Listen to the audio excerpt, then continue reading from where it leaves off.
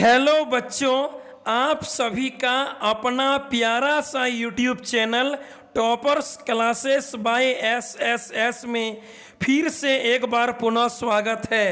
अभी हम लोग जैक बोर्ड क्लास 11 फिजिक्स में टर्म 2 एग्जाम 2022 के लिए गुरुत्वाकर्षण यानी ग्रेविटेशन चैप्टर से most very important subjective question answer को पढ़ेंगे, जो आपके जैक बोर्ड क्लास 11 फिजिक्स 20 जून को होने वाले परीक्षा के लिए वरदान साबित होगी। तो चलिए अभी हम लोग वीडियो को शुरू करते हैं और ग्रेविटेशन यानी गुरुत्वाकर्षण चैप्टर से मोस्ट वेरी इंपॉर्टेंट महत्वपूर्ण सब्जेक्टिव क्वेश्चन आंसर को पढ़ते हैं, जो एग्जाम में 100% आएगा। देखिए सवाल नंबर 1 से। सवाल नंबर 1, गुरुत्वाकर्षण बल का व्यंजक लिखिए। गुरुत्वाकर्षण बल का सूत्र लिखिए। उत्तर F बराबर G m1 into m2 by r square. गुरुत्वाकर्षण बल का व्यंजक यानी सूत्र क्या होता है? उत्तर F बराबर G m1 into m2 by r square. आगे देखिए दूसरा सवाल, यदि दो पिंडों के बीच की दूरी को आधा कर दिया जाए तो उनके बीच लगने वाला गुरुत्वाकर्षण बल कितना हो जाएगा? क्वेश्चन नंबर 2 यानी 2 क्या बोला?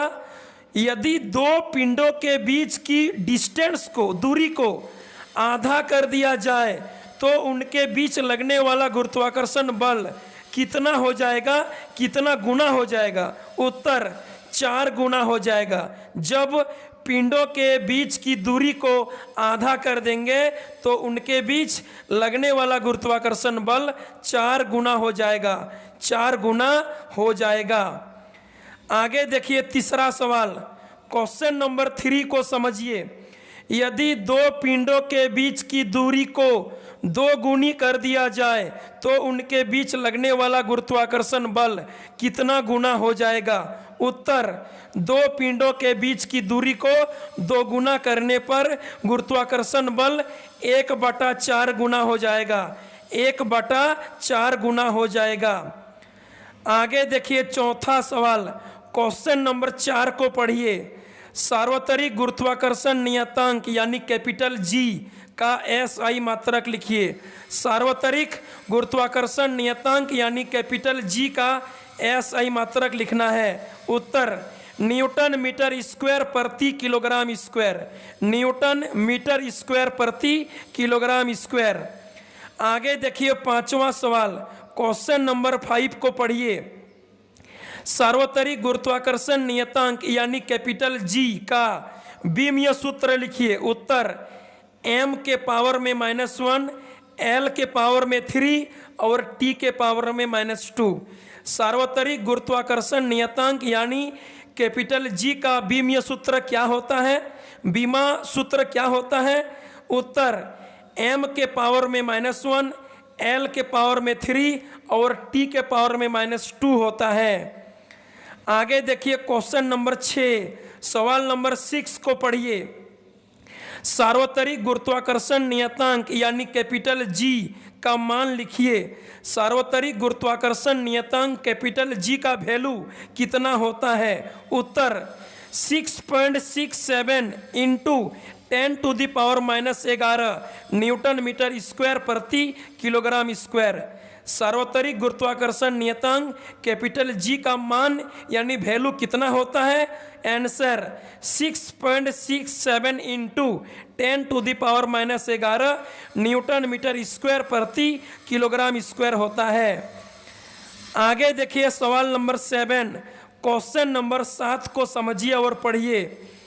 न्यूटन के गुरुत्वाकर्षण का सार्वत्रिक नियम का उल्लेख कीजिए। न्यूटन के गुरुत्वाकर्षण का सार्वत्रिक नियम को लिखना है, समझाना है। आंसर न्यूटन के सार्वत्रिक गुरुत्वाकर्षण नियम के अनुसार किन्हीं दो पिंडों के बीच कार्य करने वाला आकर्षण बल उन दोनों पिंडों के द्रव्यमानों के गुणनफल के समानुपाती होता है एवं उनके बीच की दूरी के वर्ग के व्युत्क्रमानुपाती होता है। न्यूटन का सार्वत्रिक गुरुत्वाकर्षण नियम क्या बोला? किन्हीं दो पिंडों के बीच कार्य करने वाला आकर्षण बल यानी गुरुत्वाकर्षण बल उन दोनों पिंडों के द्रव्यमानों के गुणनफल के समानुपाती होता है एवं उनके बीच की दूरी के वर्ग के व्युत्क्रमानुपाती होता है। अर्थात यानी इसका मतलब हुआ F समानुपाती m1 into m2 by r square, मतलब दोनों पिंड का द्रव्यमान का गुणनफल गुरुत्वाकर्षण बल का समानुपाती होगा एवं दोनों पिंडों के बीच की दूरी जो स्मॉल r है वह गुरुत्वाकर्षण बल का व्युत्क्रमानुपाती होगा। इसीलिए दोनों पिंडों का द्रव्यमान m1 इंटू m2 ऊपर है और दोनों पिंडों के बीच की दूरी का वर्ग यानी आर स्क्वायर नीचे है, मतलब F समानुपाती m1 into m2 by r square. जैसे ही समानुपाती को हटाएंगे तो हो जाएगा F बराबर G m1 into m2 by r square, जहाँ G एक समानुपातिक नियतांक है जिसे सार्वत्रिक गुरुत्वाकर्षण नियतांक कहते हैं। यानी गुरुत्वाकर्षण बल का अंतिम फॉर्मूला क्या हुआ? F बराबर G m1 into m2 by r square, जहाँ F गुरुत्वाकर्षण बल है, कैपिटल G सार्वत्रिक गुरुत्वाकर्षण नियतांक है, m1 इंटू m2 दोनों पिंडों का द्रव्यमान का गुणनफल है तथा आर स्क्वायर दोनों पिंडों के बीच की दूरी का स्क्वायर है यानी वर्ग है। ठीक है, चलिए हम लोग पढ़ लिए न्यूटन का सार्वत्रिक गुरुत्वाकर्षण नियम। आगे बढ़ते हैं क्वेश्चन नंबर 8 में। सवाल नंबर 8 को पढ़िए। गुरुत्वाकर्षण बल का कोई दो विशेषताएं लिखिए। गुरुत्वाकर्षण बल का कोई दो ठो गुण, दो ठो विशेषता लिखना है। आंसर, यह प्रकृति में पाया जाने वाला बलों में से सबसे कमजोर, सबसे दुर्बल बल है और यह सदैव आकर्षण प्रकृति के होते हैं। गुरुत्वाकर्षण बल का दो ठो विशेषता, दो ठो गुण क्या है? पहला, यह प्रकृति में पाए जाने वाले बलों में से सबसे कमजोर यानी दुर्बल बल है और यह दूसरा सदैव आकर्षण प्रकृति का होता है। गुरुत्वाकर्षण बल सदैव आकर्षण यानी अट्रैक्शन नेचर का होता है। आगे देखिए सवाल नंबर 9। सवाल नंबर 9 को पढ़िए। पृथ्वी की सतह पर गुरुत्वीय त्वरण यानी स्मॉल g का मान कितना होता है? उत्तर, स्मॉल g का मान पृथ्वी के सतह पर 9.8 मीटर पर सेकेंड स्क्वायर होता है। याद रखिएगा, पृथ्वी के सरफेस पर स्मॉल g यानी गुरुत्वीय त्वरण का मान 9.8 मीटर पर सेकेंड स्क्वायर होता है। आगे देखिए सवाल नंबर 10। पृथ्वी की सतह पर गुरुत्वीय त्वरण का व्यंजक लिखिए। आंसर, स्मॉल g बराबर capital G m by r square. आगे देखिए सवाल नंबर 11। सवाल नंबर 11 को समझिए और पढ़िए। गुरुत्वीय त्वरण को प्रभावित करने वाले किसी एक कारक को लिखिए। गुरुत्वीय त्वरण यानी स्मॉल g को प्रभावित करने वाले किसी एक कारक का नाम लिखना है। आंसर, पृथ्वी तल से ऊंचाई एवं गहराई। पृथ्वी तल से ऊंचाई एवं गहराई। आगे देखिए सवाल नंबर 12। स्प्रिंग बैलेंस द्वारा किस भौतिक राशि को मापते हैं? उत्तर, भार को। स्प्रिंग बैलेंस द्वारा वस्तु के भार को यानी वेट को मापते हैं। आगे देखिए सवाल नंबर 13। क्वेश्चन नंबर 13 को समझिए और पढ़िए। ध्रुवों पर किसी पिंड का भार भूमध्य रेखा यानी विषुवत रेखा पर भार से अधिक क्यों होता है? आंसर, चूंकि ध्रुवों पर गुरुत्वीय त्वरण यानी स्मॉल g का मान भूमध्य रेखा मतलब विषुवत रेखा की तुलना में अधिक होता है, इसीलिए ध्रुवों पर भूमध्य रेखा की तुलना में किसी पिंड का भार अधिक होता है। क्या बोला? ध्रुवों पर गुरुत्वीय त्वरण स्मॉल स्मॉल जी का मान विषुवत रेखा यानी भूमध्य रेखा की तुलना में अधिक होता है। इसीलिए ध्रुवों पर किसी पिंड का भार भूमध्य रेखा यानी विषुवत रेखा की तुलना में अधिक होता है। आगे देखिए सवाल नंबर 14, क्वेश्चन नंबर 14 को समझिए। किसी वस्तु का भार कहाँ अधिकतम होता है? आंसर, किसी वस्तु का भार ध्रुवों पर अधिकतम होता है क्योंकि वहाँ पर गुरुत्वीय त्वरण का मान सबसे अधिक होता है।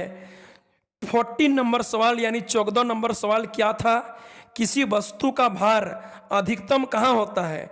तो आंसर होगा ध्रुवों पर, क्योंकि ध्रुवों पर गुरुत्वीय त्वरण स्मॉल जी का मान अधिक होने के कारण वस्तु का भार भी अधिक होगा। आगे देखिए सवाल नंबर 15, किसी वस्तु का भार कहाँ न्यूनतम होता है? किसी वस्तु का वेट यानी भार कहाँ सबसे कम होगा, न्यूनतम होगा?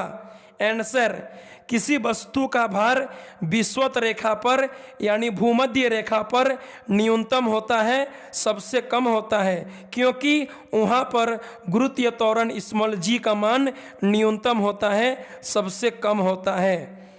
आगे बढ़िए सवाल नंबर 16 में, पृथ्वी के केंद्र पर किसी वस्तु का भार कितना होता है? आंसर, पृथ्वी के केंद्र पर वस्तु का भार 0 होता है, क्योंकि पृथ्वी के केंद्र पर गुरुत्वीय त्वरण स्मॉल जी का वैल्यू 0 होता है, 0 होता है। आगे बढ़िए सवाल नंबर 17 में, क्वेश्चन नंबर 17 को समझिए और पढ़िए। किसी वस्तु का भार पृथ्वी की तुलना में चंद्रमा पर कितना होता है? आंसर, 1/6 गुना। आगे देखिए सवाल नंबर 18, पृथ्वी की त्रिज्या कितनी होती है? Answer, 6400 kilometre. याद रखिएगा, पृथ्वी का रेडियस यानी त्रिज्या 6400 किलोमीटर होता है, 6400 किलोमीटर होता है। आगे देखिए सवाल नंबर 19, पृथ्वी का द्रव्यमान कितना होता है? पृथ्वी का द्रव्यमान यानी मास कितना होता है? आंसर, 6 गुना 10 के पावर में 24 किलोग्राम। 6 गुना 10 के पावर में 24 किलोग्राम पृथ्वी का द्रव्यमान यानी मास होता है। आगे देखिए सवाल नंबर 20 नंबर क्वेश्चन को पढ़िए और समझिए। पृथ्वी का घनत्व कितना है? पृथ्वी का डेंसिटी यानी घनत्व कितना है? आंसर, 5.51 ग्राम पर सेंटीमीटर क्यूब। पृथ्वी का घनत्व है 5.51 ग्राम सेंटीमीटर क्यूब। ठीक है, चलिए आगे बढ़ते हैं सवाल नंबर 21 में। भार किसे कहते हैं? भार किसे कहते हैं? वेट क्या है? किसी वस्तु का वेट यानी भार क्या होता है? आंसर, भार वह बल है जिसके कारण पृथ्वी किसी वस्तु को अपने केंद्र की ओर खींचती है। किसी वस्तु का भार वह बल है जिसके कारण पृथ्वी किसी वस्तु को अपने केंद्र की ओर खींचती है, आकर्षित करती है। आगे देखिए सवाल नंबर 22 नंबर क्वेश्चन को पढ़िए और समझिए। भार का सूत्र क्या होता है? वेट यानी भार का फॉर्मूला यानी सूत्र क्या होता है? उत्तर, किसी वस्तु के द्रव्यमान एवं गुरुत्वीय त्वरण के गुणनफल को उस वस्तु का भार कहते हैं। भार का सूत्र क्या होता है? किसी वस्तु के द्रव्यमान यानी स्मॉल m एवं गुरुत्वीय त्वरण यानी स्मॉल g के गुणनफल को उस वस्तु का भार यानी वेट कहते हैं। अर्थात भार बराबर द्रव्यमान इंटू गुरुत्वीय त्वरण, मतलब W बराबर m इंटू जी। W बराबर mg होता है, W बराबर m इंटू जी होता है।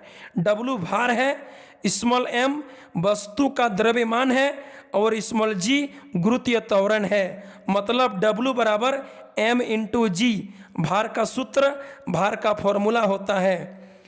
आगे देखिए अंतिम प्रश्न 23 को, सवाल नंबर अंतिम को पढ़िए। भार का SI मात्रक एवं बीमीय सूत्र लिखिए। 23 नंबर सवाल कहता है, 23 नंबर सवाल, भार का SI मात्रक एवं बीमीय सूत्र लिखिए। उत्तर, भार का SI मात्रक न्यूटन होता है एवं बीमीय सूत्र MLT के पावर में -2 होता है। भार का SI मात्रक न्यूटन होता है एवं बीमीय सूत्र MLT के पावर में -2 होता है। तो चलिए अभी हम लोग गुरुत्वाकर्षण यानी ग्रेविटेशन चैप्टर से most very important subjective question answer को पढ़ें, जो आपके 20 जून को होने वाले क्लास 11 टर्म 2 एग्जाम फिजिक्स के लिए वरदान साबित होगी। फिर मिलते हैं अगले वीडियो में कुछ मज़ेदार इंटरेस्टिंग टॉपिक को लेकर। तब तक के लिए बाय बाय, थैंक यू।